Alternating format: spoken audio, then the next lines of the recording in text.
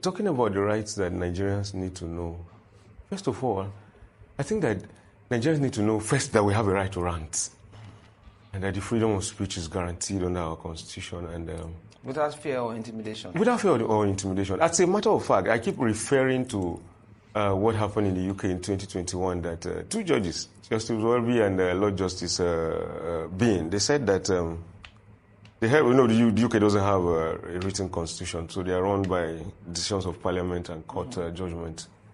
They said that if your rights, your freedom of speech is only includes the right to say nice things, then you are not free. The judges said that your freedom of speech includes the right to insult and offend the other person. Because if it is just about saying nice things about you, then I'm not free, as a matter of fact. So, and like the essay was saying to Mr. President, this government has consistently tried to criminalize the right to speak, the freedom of speech in Nigeria.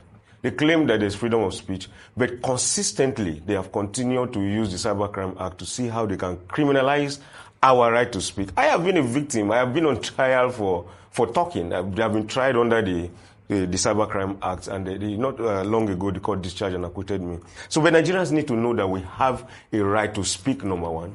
And then this government I couldn't have believed that this government will come and criminalize the right to protest. I was the Secretary General of June 12 Coalition, and at a point, the relationship, as a matter of fact, let me say it here, that it is this president that was funding the June 12 Coalition. So we had a relationship, and these are the things that they taught us. We were cadres in the movement. I couldn't have believed that a government led by Tinubu, Dele Alake, Bayo Nanuga, all these names, our comrades, that at some point, we will no longer be allowed to go and carry placards. And this is what they taught us to do. This is what we were going to their houses to collect monies, to come and do placards.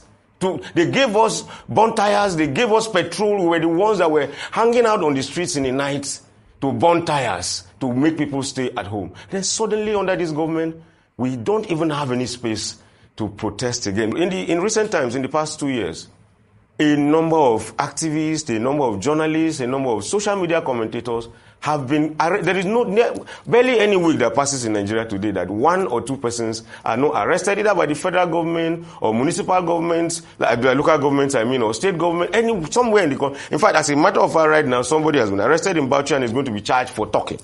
Protest is even biblical. It's not just a constitutional right. It's also a biblical right. You have a right to protest when you are angry. And if your kings will not listen to you, you have a right to overthrow them.